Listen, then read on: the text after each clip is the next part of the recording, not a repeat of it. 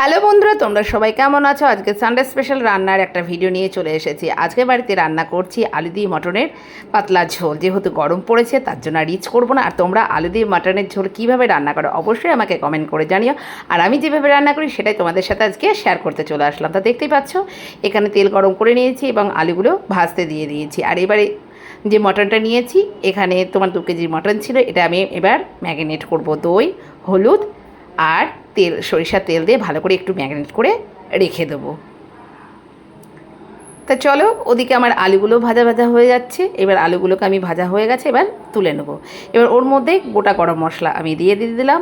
তার মধ্যে তোমার কেটে রাখা পেঁয়াজটা আমি দিয়ে দিলাম। যেহেতু আমি পেঁয়াজ বাটা দেবো সেই জন্য পেঁয়াজের ভাজার পরিমাণটা একটু কম দিয়েছি। আর একটা চর্বি দিয়ে দিলাম, কারণ এই চর্বিটা দিয়ে দিলে তোমার তেলটা কম লাগে আর টেস্টি হয় খেতে। আর এর মধ্যে তোমার আদা বাটা, জিরে বাটা, রসুন বাটা, পেঁয়াজ বাটা আর গোটা গরম মশলার মধ্যে তোমার লঙ্কা চিড়ে দিয়ে দিয়েছি, লাল লঙ্কা গুঁড়ো দিয়েছি, হলুদ, লবণ, সামান্য একটু মিষ্টি দিয়ে এবার ম্যারিনেট করা মাটনটা এর মধ্যে আমি দিয়ে দেবো। দিয়ে ভালো করে নাড়াচাড়া করে এবার কিছুক্ষণ ঢাকা দিয়ে কষতে হবে। এবার কষা যখন আমার হয়ে গেছে বন্ধুরা, দেখতেই পাচ্ছ, এবার আলুটা দিয়ে আমি এবার ভালো করে মিশিয়ে নেব। যেহেতু মাংসটা একটু তোমার প্রেশার কুকারের মধ্যে আমি সিটি মারবো। আর এইভাবে তোমরা যদি রান্না করার প্রেশার কুকারের লাস্টে যদি একটা সিটি দিয়ে রান্না করো না, তা দারুণ টেস্টি হয় খেতে।